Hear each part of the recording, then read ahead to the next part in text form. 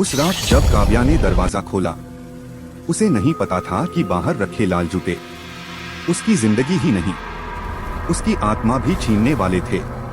उत्तर प्रदेश के एक छोटे सुनसान गांव भैरवपुर में सूरज ढलते ही हर घर का दरवाजा बंद हो जाता था।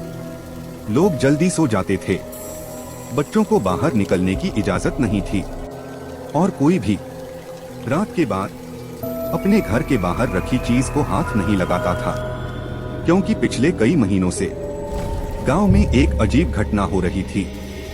हर रात किसी न किसी घर के बाहर एक जोड़ी जूते रखे मिलते, लेकिन वो साधारण जूते नहीं थे। उनका रंग हर रात बदल जाता, कभी लाल, कभी काला, कभी नीला, कभी सुनहरा, और जो भी उन्हें पहनता सुबह उसे कुछ याद नहीं रहता। लेकिन उसी रात गांव में किसी एक इंसान की मौत जरूर हो जाती। अब तक 15 लोग मर चुके थे।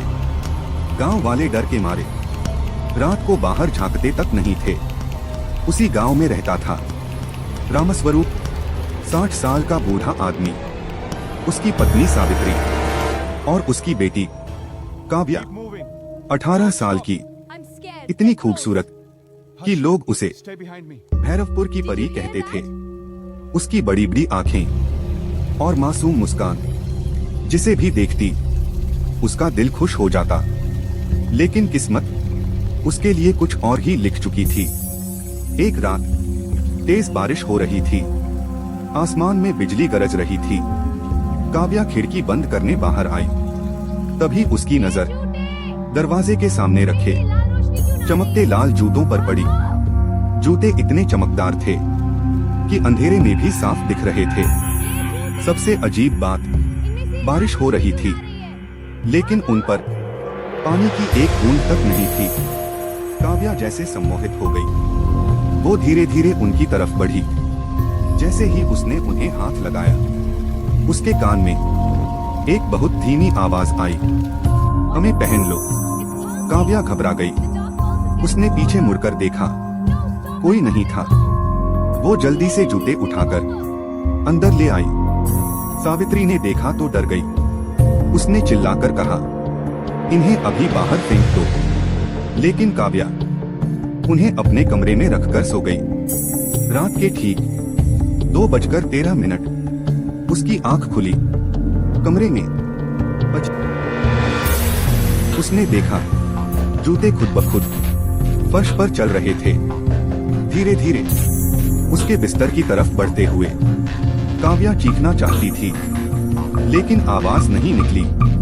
उसका शरीर अपने आप उठ गया और उसने जूते पहन लिए। जैसे ही जूते उसके पैरों में आए, उसकी आंखें पूरी काली हो गईं। चेहरे पर एक डरावनी मुस्कान फैल गई। अब वो काव्या नहीं थी। वो धीरे धीरे घर से बाहर निकल गई। तेज बारिश में वो गांव के दूसरे छोर की तरफ बढ़ती रही। उसी रात गांव के जमींदार रघुवीर सिंह की मौत हो गई। सुबह काव्या अपने बिस्तर पर थी। उसे कुछ याद नहीं था, लेकिन उसके पैरों पर कीचड़ और खून लगा था। रामस्वरूप के पैरों तले जमीन खिसक गई। अगली रात जूते फिर आए। इस बार उनका रंग काला था। रामस्वरूप ने तय किया, आज वो जागेगा। रात 2:13 बजे उसने देखा काव्या फिर उठी, जूते पहने और बाहर चली गई। रामस्वरूप उसका पीछा करता हुआ गांव के पुराने श्मशान पहुंचा। वहां का दृश्य देखकर उसकी चीख निकल गई। काव्या हवा में तैर रही थी। उसके चारों तरफ 15 आत्माएं घूम रही थीं और सामने एक विशाल काली परछाई खड़ी थी। उसकी लाल आंखें जलते अंगारों जैसी थीं। वो बोली, बस एक और आत्मा, फिर मैं लौट आऊंगी। रामस्वरूप कांप उठा। तभी काव्या धीरे धीरे पलटी। उसकी काली आंखें सीधे अपने पिता पर टिक गईं। वो मुस्कुराई, बाबा, आज आपकी बारी है। रामस्वरूप भागता हुआ गांव के पुराने मंदिर पहुंचा। वहां पंडित हरिदत्त ने उसे भयानक सच बताया। 30 साल पहले गांव में एक मोची की बेटी रहती थी। वो बहुत सुंदर थी। गांव वालों ने उसे डायन कहकर जिंदा जला दिया।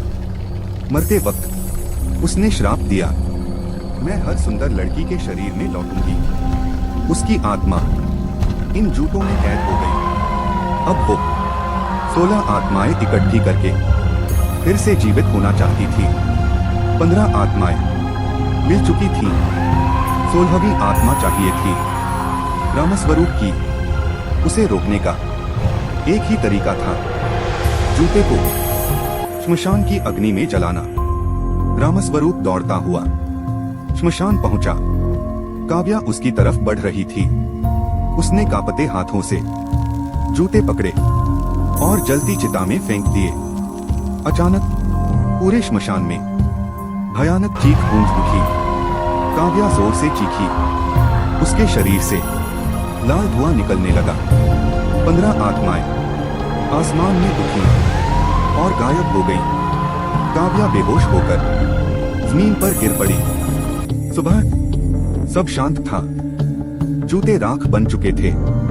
काव्या बच गई। गांव फिर सामान्य हो गया। लेकिन एक हफ्ते बाद पास के दूसरे गांव में एक लड़की ने अपने दरवाजे पर सुनहरे रंग के जूते देखे। जैसे ही उसने उन्हें उठाया, उसके पीछे एक आवाज आई, अब मेरी बारी है। एंडिंग। कुछ जूते रास्ता नहीं दिखाते, सीधे मौत तक ले जाते हैं।